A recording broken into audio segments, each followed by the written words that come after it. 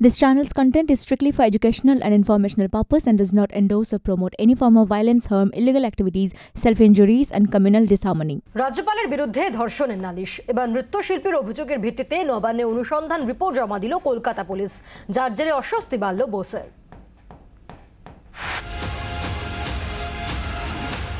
রাজভবনের এক অস্থায়ী মহিলা কর্মীর অভিযোগের ভিত্তিতে কলকাতা পুলিশের অনুসন্ধান চলছিলই। এরই মধ্যে রাজ্যপাল সিভি আনন্দ বোসের বিরুদ্ধে ধর্ষণের অভিযোগের অনুসন্ধান রিপোর্ট জমা পড়ল নবান্নে, যা নিয়ে নতুন করে উত্তাল রাজ্য রাজনীতি। সূত্রের খবর, 2023 সালের জানুয়ারি মাসে নয়াদিল্লির এক হোটেলে রাজ্যপাল বোস তাকে ধর্ষণ করেছেন বলে অভিযোগ করেন এক ওড়িশি নৃত্যশিল্পী। জানা গিয়েছে মহিলার স্বামী বিদেশে থাকেন, তাদের মধ্যে বিবাহ বিচ্ছেদ সংক্রান্ত সমস্যা চলছে। লালবাজার সূত্রের দাবি, একটি অনুষ্ঠানে রাজ্যপালের সঙ্গে ওই মহিলার আলাপ হয়। বিদেশ মন্ত্রকের এক আধিকারিকের সঙ্গে পরিচয় করিয়ে দেওয়ার কথা বলে ওই মহিলাকে দিল্লি নিয়ে যান রাজ্যপাল। তার দিল্লিগামী বিমানের টিকিট কেটে দেন রাজ্যপালের বেঙ্গালুরুর এক আত্মীয়। বোসের ওই আত্মীয়ই মহিলার জন্য দিল্লির বিলাসবহুল হোটেলের রুম বুক করে দেন। রাজ্যপাল ওঠেন দিল্লির বঙ্গভবনে। দিল্লিতে থাকাকালীন একদিন নিরাপত্তারক্ষী ছাড়াই প্রাইভেট গাড়ি নিয়ে মহিলার হোটেলে যান রাজ্যপাল। রাজধানীর সেই হোটেলেই ধর্ষণের ঘটনা ঘটে বলে অভিযোগ ওই নৃত্যশিল্পীর। সূত্রের খবর, ঘটনার পরপরই নবান্নে চিঠি লিখে রাজ্যপালের বিরুদ্ধে অভিযোগ জানান ওই মহিলা। তার ভিত্তিতে ডিসি পদমর্যাদার এক অফিসারের নেতৃত্বে অনুসন্ধান শুরু করে কলকাতা পুলিশ।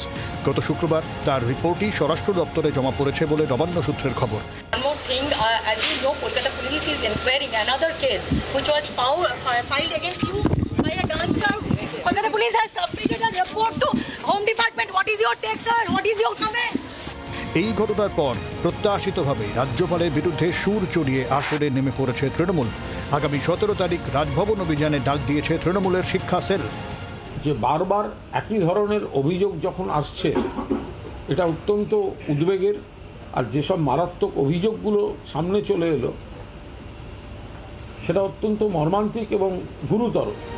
রাজ্যপালের বিরুদ্ধে শ্লীলতাহানির অভিযোগ সামনে আসার পর থেকেই কৌশলী অবস্থান নিয়েছে বিজেপি। এবারও গেরুয়া শিবিরের সেই অবস্থানে কোনো বদল ঘটল না। আমি এটা নিয়ে কোনো মন্তব্য করব না। রাজভবনই এর সাফাই দেওয়ার পক্ষে যথেষ্ট।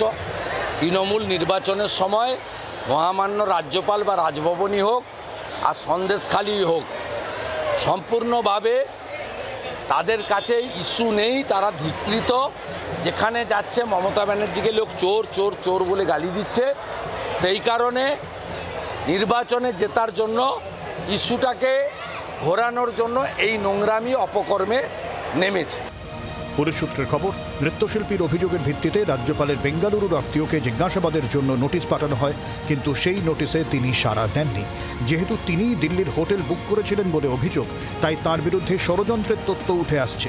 রাজ্যপালের আত্মীয়র বিরুদ্ধে ফৌজদারি মামলা করা যায় কিনা সে বিষয়ে পরামর্শ নিচ্ছে কলকাতা পুলিশ।